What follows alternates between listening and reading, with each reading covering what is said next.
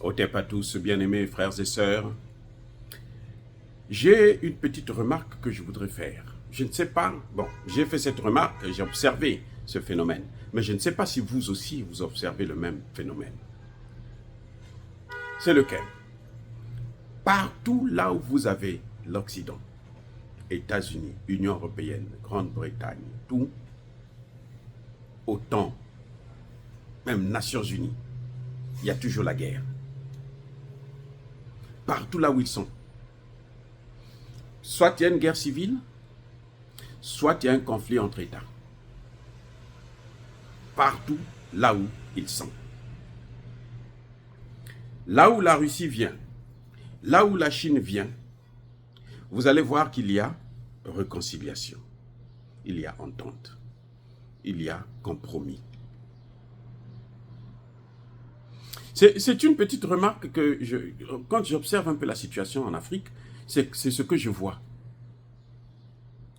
C'est ce que je vois.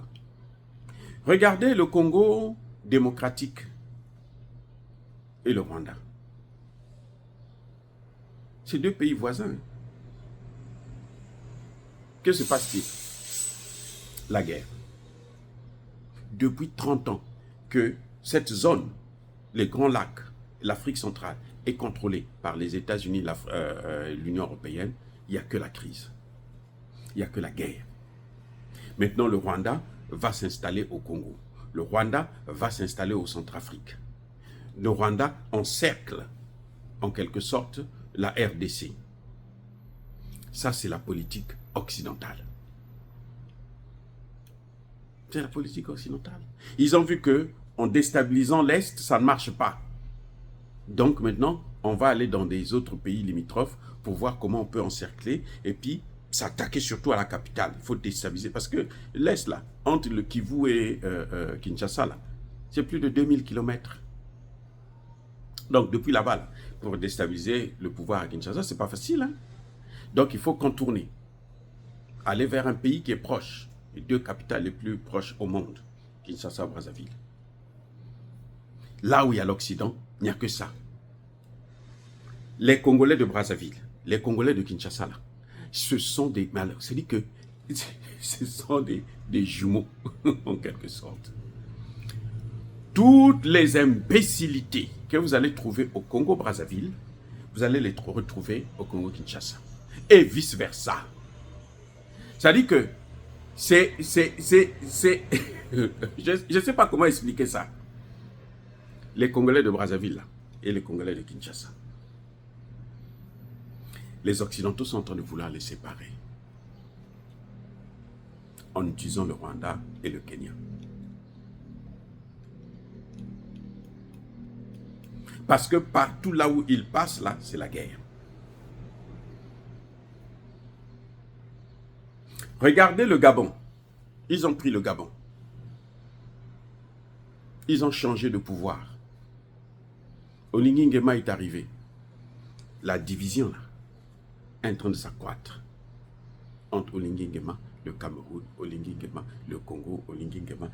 Mais c'est quoi? C'est-à-dire que, je ne sais pas, je suis peut-être le seul à voir ça, mais je vous le dis pour que vous puissiez vous aussi essayer d'observer. Peut-être que j'ai tort. Ils sont venus dans le Sahel. Ils ont divisé le Sahel. Ils ont divisé l'Afrique de l'Ouest. Ils ont même divisé la CEDEAO. Oui, il y a 3 pays qui sont partis, il y en a d'autres pays qui veulent partir. La Guinée avait dit, si la CEDEAO attaque le Niger, moi je sors de la CEDEAO. Vous voyez, ils divisent. Là où eux, ils sont, c'est la division. Vous ne verrez pas la paix. Même quand ils pillent toutes les matières premières. Ils sont venus en Côte d'Ivoire. Qu'est-ce qu'il y a eu? Guerre civile. Entre Ouattara, Gbagbo. Guillaume Soro, la rébellion de Guillaume Soro était soutenue par qui? Par les Occidentaux. Ils ont divisé, ils ont déchiré le pays, ils ont déchiré, ils ont appauvri. On a donné le pouvoir à Ouattara pour que Ouattara puisse endetter le pays. Aujourd'hui, Ouattara ne peut rien faire. Maintenant, quand ils demandent à Ouattara, prends un 4e mandat, ils sont obligés. Le 4e mandat que Ouattara veut prendre là, vous savez quoi? Ce n'est pas Ouattara qui demande.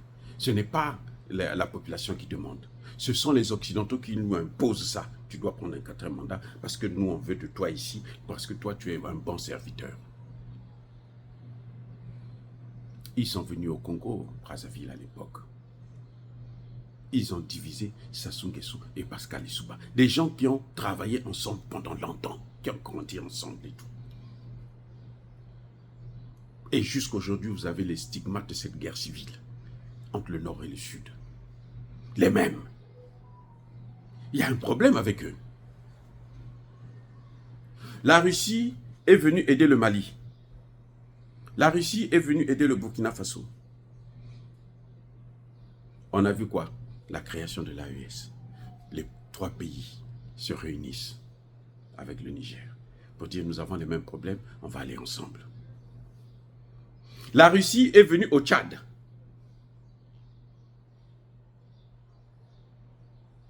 Il y a même pas 3 mois. La frontière entre le Tchad et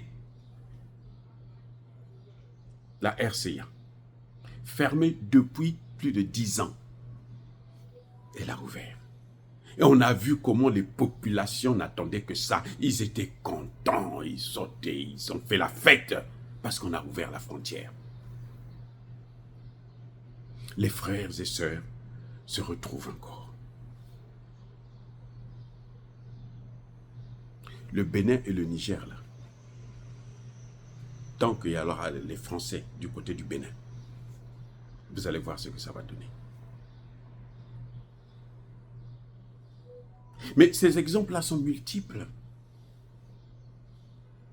Multiples. La Russie est en Éthiopie. La Russie et la Chine en Éthiopie. La Russie est en Érythrée. Quand l'Éthiopie a eu des problèmes avec le Tigré, l'Érythrée est venue dire non, non, non, non, on ne doit pas continuer à se séparer comme ça. Je viens soutenir l'Éthiopie. La paix revient. Mais attendez, ces gens-là ont un problème grave. C'est-à-dire que ces gens-là, ils n'aiment pas la paix. Ils sont allés en Ukraine. Écoutez bien, ils sont allés en Ukraine. Regardez ce que ça donne, la guerre entre Ukrainiens et Russes. Entre Ukrainiens et Russes, là, les deux là, c'est la même famille. Ils sont tous des Slaves. Les Ukrainiens, là, ce ne sont pas des Européens, ce ne sont pas des gaullistes. Ce n'est pas vrai.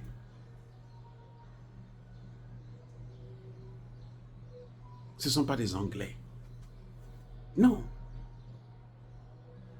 Ce sont des Slaves, comme les Russes. Ce sont donc des frères. Dès qu'ils ont mis pied, ils ont commencé à s'installer en Ukraine. Regardez le résultat.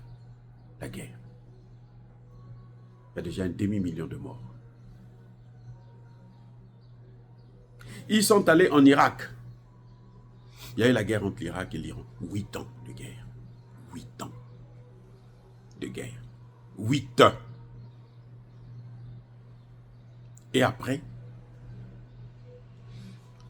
ils ont eux-mêmes tué Saddam Hussein. Leur pion, ils l'ont tué.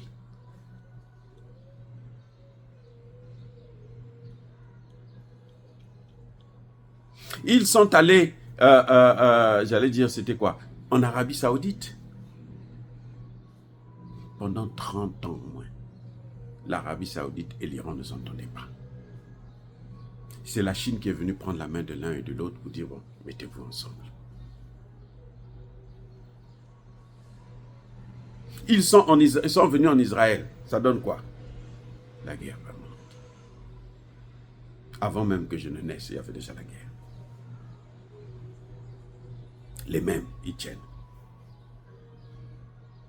Donc, les Occidentaux ont la germe, ont le don de créer des conflits. C'est un don pour eux, c'est-à-dire que eux, s'ils ne créent pas des conflits, ils ne peuvent pas être d'accord, ils ne peuvent pas être tranquilles. La seule chose qu'ils savent faire, c'est ça. la guerre, les conflits internes et externes. Maintenant là, pour affaiblir Paul Kagame, parce qu'ils veulent maintenant le neutraliser, si Paul Kagame ne le sait pas là, ses comptes sont réglés déjà. Ils ont pris William Ruto. Vous allez voir entre William Ruto et Kagame d'ici là, ça va chauffer. D'ici là, ça va chauffer. Parce que maintenant, ils ne veulent plus le Kagame. Ils veulent en faire ce qu'ils ont fait avec Mobutu. Ils ont servi, Mobutu les a servis. À un moment donné, ils disent, bon, maintenant ça suffit. On va te prendre, on t'échec. On appelle maintenant Kagame. Vous voyez, un petit pays comme le Rwanda, mettre le Congo démocratique à genoux carrément. À genoux. Ne peut pas évoluer. Maintenant, ils disent, bon, toi, ça suffit. Parce que les gens parlent trop de toi maintenant. Allez, on va prendre Ruto. Et Ruto vient s'asseoir là. C'est la chef des chefs, il est content, il est aux anges. On va créer encore un conflit entre Ruto et Kagame. Entre Ruto et les autres pays de la sous-région qui vont trouver que, mais attendez, lui là, il vient d'arriver et tout. Et puis c'est maintenant lui qui va nous commander. Nous, on est là depuis très longtemps. La guerre commence. Là où passe l'Occident, la paix trépasse. C'est le principe. Là où passe l'OTAN, là où passe l'Union européenne, la paix trépasse. Là où passe la Russie, la paix naît. La paix émerge. La paix apparaît. Voilà ma conclusion. Dire cela, c'est inciter à la haine ou à la violence. Non. Yabakole arrivé, Yamalem. Encore une fois de plus, bien-aimés frères et sœurs, je persiste et je signe. Soyez bénis, abondamment bénis par le Dieu des Kémites et par nos ancêtres angélisés. Mais que tous ceux qui persécutent le continent africain, le pillent et le déstabilisent, qu'ils soient noirs, blancs, chinois, arabes, juifs, indiens, qui qu'ils soient punis, maudits, foudroyés, neutralisés, écrasés, effacés par le Dieu des Kémites et par nos ancêtres angélisés. Vive l'Afrique éternelle, j'ai dit et j'assume.